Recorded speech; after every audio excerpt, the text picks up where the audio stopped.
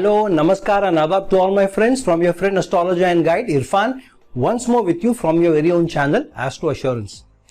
In a number of shlokas which a number of books have presented to us through yogas or doshas which are placed in a horoscope, a number of shlokas have also given us a saving grace. Some shlokas, especially in the Parashar Hora Shastra, and then replicated, say for example, in the Jataka Chandrika or in the Phaladipika and in a number of other books also, have stated that if the sun and moon, these two luminaries, are placed well in your horoscope, then a number of challenges, problems, issues can be thwarted, can be overcome, and a person may still get very good results. So, sun and moon, these luminaries have been given a lot of importance in a horoscope. And we know why, because sun is the soul, moon is also the heart and the mind, the manas, and these also bring us the most auspicious results. And some of the best yogas that we have in these sun and moon are also constituents in a number of yogas. So, obviously this is some saving grace. However, the situation gets even better. Some of the shlokas mention that if the Lagna Lord and the sun and the moon, if these three are well placed in good houses, especially they are also present in good signs and they are placed in trine houses from each other, for example 1, 5 and 9 from each other, then these placements can be very good placements for the three, and a person may get fantastic results because of these, in spite of some other challenges, because of some other planets getting into some tough houses, tough signs, and even in debilitation.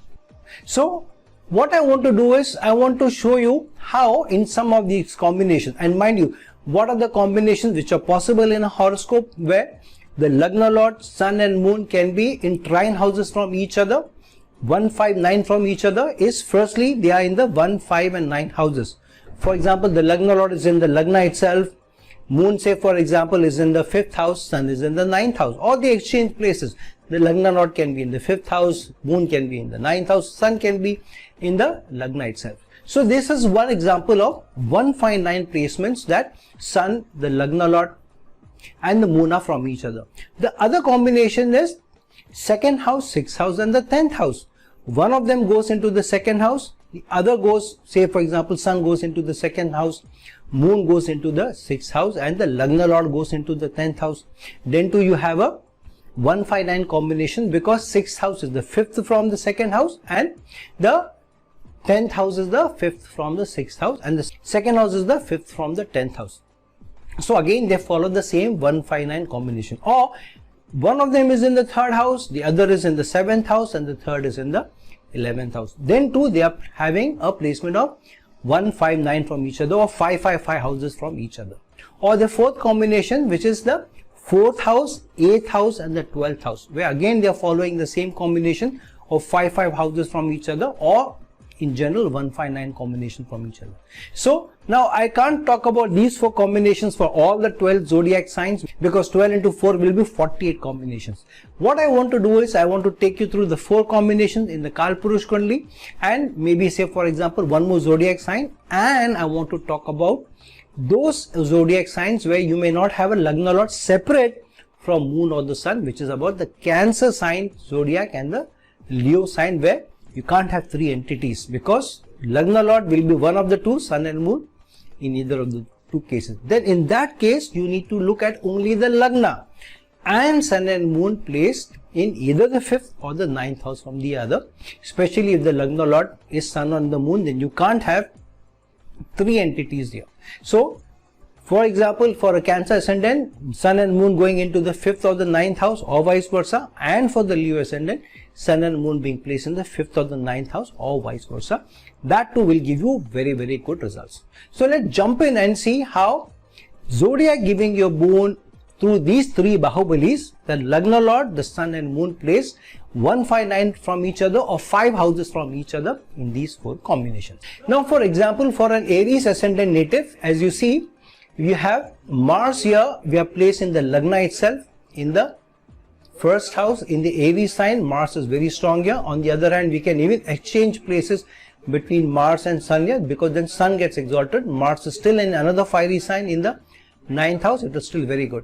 Or you can even change places between sun and moon. They are 1, 5, 9 from each other, all the three, or 5 places from each other.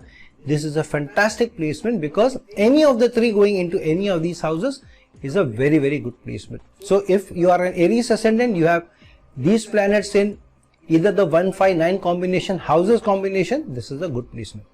The other combination is for Aries ascendant native itself, for a Kalpurush Kundli, for example, moon going into the second house, here moon gets exalted. Sun going into either the 6th house or sun going into the 10th house, where sun can have higher directional strength, and Mars going into the 6th house, where Mars can be the Karaka of the 6th house and place, as we can see now in this particular placement. So moon getting exalted, sun having highest directional strength in the 10th house, and Mars being in the 6th house, where it is also the Karaka. This can also give you fantastic results because this is the 1, 5, 9 combination, though they are in the 2nd house, 6th house and the 10th house. Then the other combination is the 3, 7 and 11 combination, where the planets, 3 entities are placed in 5 placements from each other. So if, say for example, moon goes into the 3rd house in Gemini, Mars goes into the 7th house in Libra, and sun goes into the 11th house in Aquarius. Mind you, the important condition is that sun or moon, when they go into any of these houses, or the Lagna Lord should not be debilitated, or they should not be in any eclipse yoga. Even if they are in eclipse yoga, they still give good results as long as either sun or moon is not debilitated. So in this placement, we don't want sun in the 7th house in Libra, where sun gets debilitated, but sun can either be in the 3rd house or the 11th house, like it's shown here, or vice versa, moon going into the 11th or moon even going into the 7th, whilst the sun goes into either the 3rd house or the 11th house.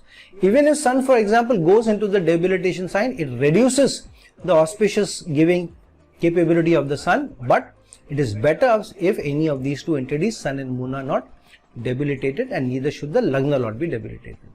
Then the third combination for Aries ascendant native, for example, the Kalpurush Kundi, where you have the 4, 8 and 12 houses, where still the planets are placed 5 places from each other. So if moon is in the own sign in the 4th house, very powerful placement of the moon.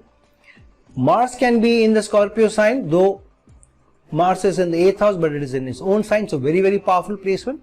And sun can be in the 12th house, though sun doesn't do very well in the water signs, in any of the 3 signs, but sun can do still very well in the 4th house also, or even in the 8th house, as long as the 3 are 5, 5, 5 places or 1, 5, 9 places from each other. So this is also good placement as long as moon is not in the 8th house in the Scorpio sign. Then let's see for another zodiac sign. Let's take the example of Taurus. Now for Taurus ascendant native, if moon is in the Lagna, moon gets exalted. Sun goes into the 5th house, where sun is in a natural 5th house, which it rules for a Kalpurush Kundli. So sun is still very strong here and in the 5th house of gains, though in the 6th sign of Virgo. And Venus, the lord of the Lagna, or Lagna Lord, has gone into the 9th house, which is again a very auspicious sign because the Lagna Lord has gone into the trine house, so it is a fantastic placement. Then the other combinations for Taurus, moon going into the 2nd, Venus going into its own sign in the Libra sign, its Murtikona sign in the 6th house, for example, and sun going into the 10th house in its highest directional strength. Even if you change the order of this, for example, sun goes into the 2nd house, moon goes into the Libra sign, and Venus goes into the 10th house, then too it is a very good placement, as long as you don't put sun here in the 6th house in Libra sign, where it gets debilitated. Though even then, the auspiciousness is reduced, it's still a good placement because the 3 entities, Lagna Lord, sun and moon, are 5, 5, 5 places from each other. Then the next combination for Taurus ascendant native, the 3rd house, the 7th house and the 11th house.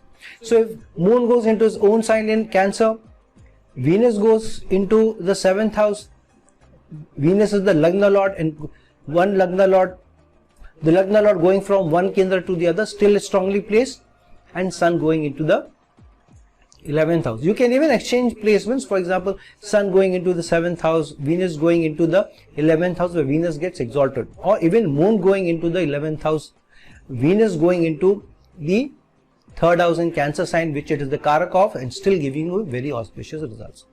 And then the last combination which is possible for a Taurus ascendant native is the planets place 4, 8 and 12 houses in the 12 houses where there are still 5 placements from each other. So if Sun goes into the 4th house but own sign of Leo, this is a very strong placement for the Sun. Moon goes into the Sagittarius sign, again a very strong placement for the Moon. Or if the Lagna Lord Venus is going into the 12th house, though it's an Aries, but it is one of the best placements of Venus in the 12th house.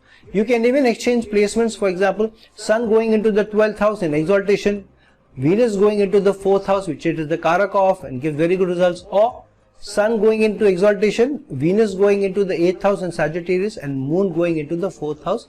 Moon is very strong in the 4th house because 4th house has natural Cancer sign energies. So again, very, very good placement. Any of the combinations you have, we have these 3, very good placements. So these are, I have used 2 zodiac signs, Aries and Taurus. Let's see an example of where Sun and Moon are the lone entities, whether either of them is the Lagna Lord. Now here for a Cancer ascendant native, you have Lagna Lord as Moon. So here the only placements where Sun and Moon can have is where they are in 5 and 9 houses, because Lagna is the 3rd entity.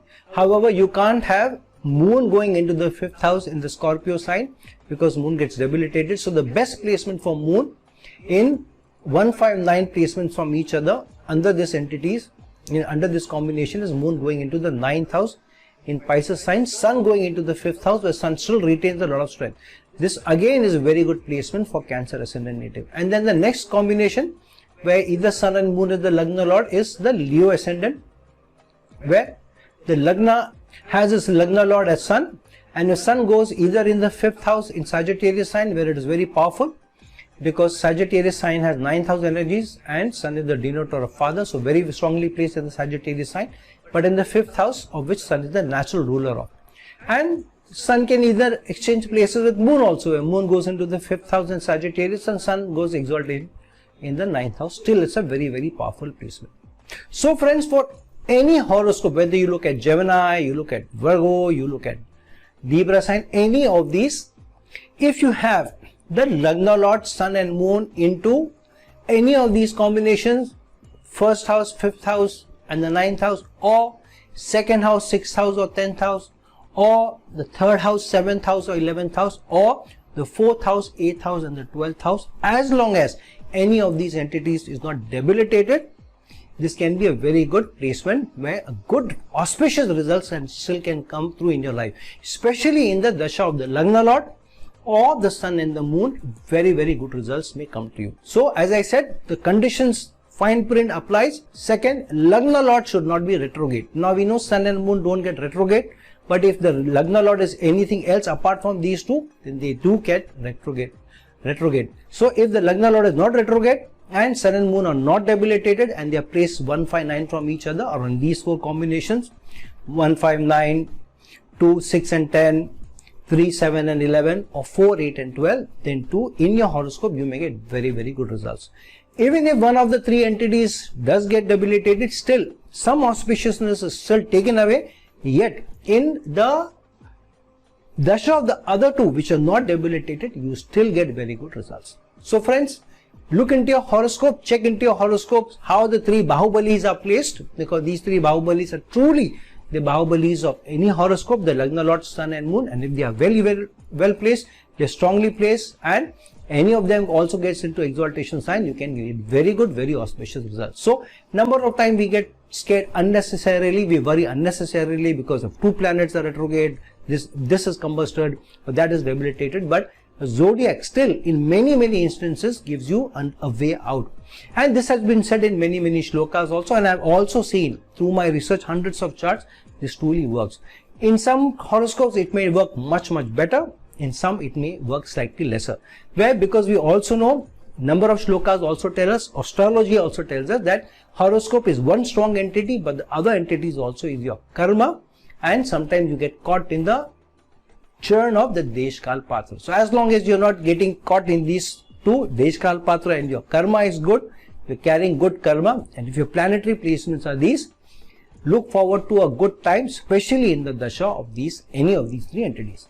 So friends, like this video, share this video, and if you're looking for a personal consultation from me, please reach out to me at the link given below. Till some other time with some other video, this is your friend astrologer and guide Irfan signing off.